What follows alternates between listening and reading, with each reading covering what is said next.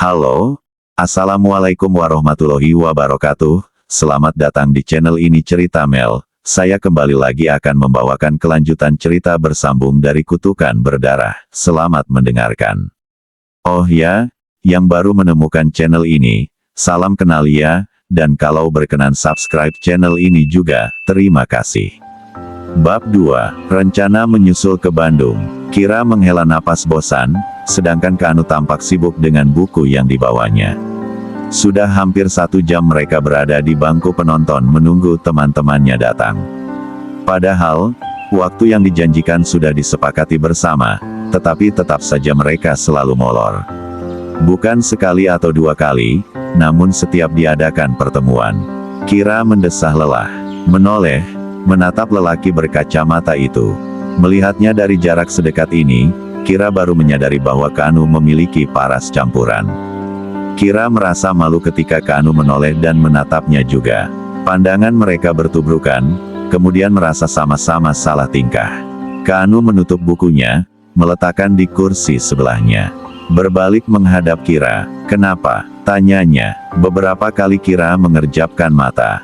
Keningnya berkerut, tampak sedang berpikir, lalu senyuman itu muncul dari bibirnya. "Tidak, hanya saja aku baru menyadari bahwa kamu ganteng." Kira mengerang setelah mengatakan hal itu. Ia merasa bodoh, bahkan terkesan tidak tahu malu. Sejak kapan ia menjadi seperti ini?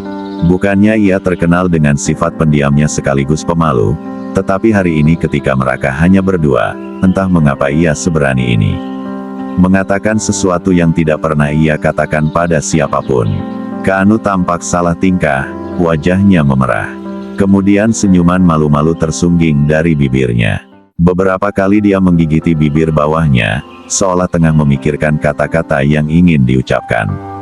Di dahinya tampak 3 baris kerutan.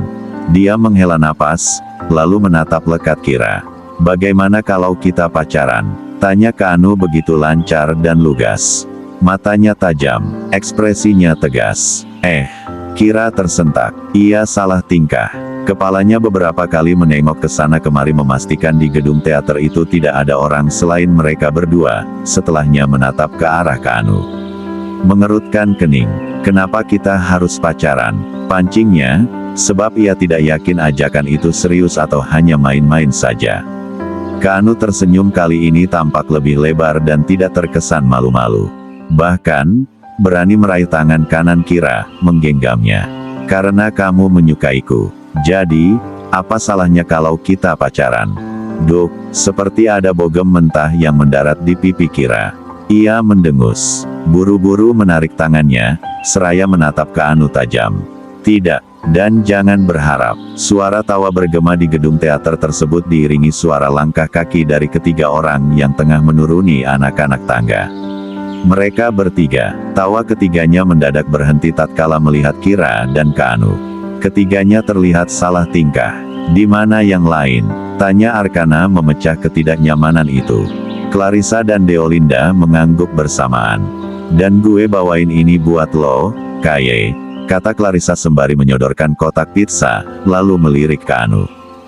"Juga buat lo, ke." Deolinda mengangguk setelah dia selesai memoleskan pewarna bibir berwarna jingga ke bibirnya. Mengiyakan perkataan Clarissa, kemudian mengambil sepotong pizza dalam kotak yang telah terbuka dan isinya tinggal beberapa potong lagi. "Aku belum mengambil bagianku," ucapnya. Clarissa melotot, menyikut lengan Deolinda karena kelakuan gadis itu. "Bukannya hari ini lo lagi diet, ya, Lin?" "Enggak, Riz. Gue lagi males diet," jawabnya. Sementara mulutnya penuh dengan pizza yang tengah dikunyahnya. Kira dan Kanu seolah lupa dengan kejadian beberapa saat lalu. Mereka saling berpandangan. Dari cara mereka menatap sangat jelas, kalau mereka tidak percaya jika pizza itu khusus dibeli Clarissa untuk mereka berdua. Nyatanya pizza itu tidak utuh, melainkan sisa makanan Clarissa. "Ya, maafkan gue.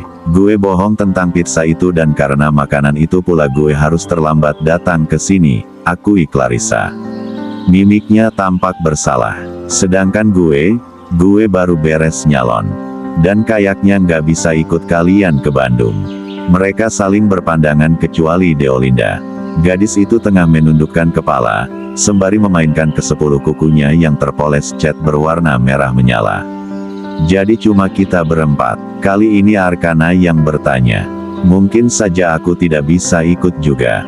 Tahu sendiri tanganku masih begini, kata Kira. Hei, tapi yang sakit itu tanganmu bukan kakimu, Kaye, sangkal Arkana. Dan kedatanganmu bisa memengaruhi Anulika untuk kembali ke sini, lanjutnya. Kira menatap Arkana, kemudian ketiga orang yang lainnya yang sedang mengangguk. Kemudian ia pun mengangguk tanda ia setuju. Jadi, sudah diputuskan kita berempat yang akan pergi ke Bandung. Kira, Kanu, Arkana dan Clarissa mengangguk, sedangkan Deolinda hanya tersenyum. Ibunya tampak keberatan ketika Kira dan teman-temannya meminta izin agar ia ikut bersama mereka. Bahkan, dengan terang-terangan wanita tua itu menolak dengan keras. Tanganmu saja belum sembuh. Benda aneh yang melekat di tanganmu juga belum dilepas. Lah kamu mau ikut pergi ke Bandung. Nanti kalau ada apa-apa dengan tanganmu bagaimana, nak? Tanya wanita itu. Kira menunduk, tidak berani bertatap muka dengan ibunya. Bahkan, ia pasrah jika memang tidak bisa ikut ke Bandung asal ibunya tidak bersikap keras seperti itu lagi. Namun ketika ia akan menyetujui larangan itu, tiba-tiba Kanu telah lebih dulu berbicara. Bu, saya janji akan menjaga Kira. Jadi, saya mohon agar ibu mengizinkan Kira pergi dengan kami, pinta Kanu. Lagi-lagi Kira melihat sosok Kanu yang berbeda, dan itu terlihat keren. Ibu Kira termenung, sambil menatap lelaki itu. Hampir seperti meneliti apakah Kanu bersungguh-sungguh atau tidak. Ketika kepala wanita tua itu mengangguk, Arkana dan Clarissa bersorak gembira. Ibu yakin? Tanya Kira, suaranya terdengar tidak yakin. Tanpa berkata apa-apa lagi, ibu Kira itu mengangguk, senyuman lebar tersungging dari bibirnya.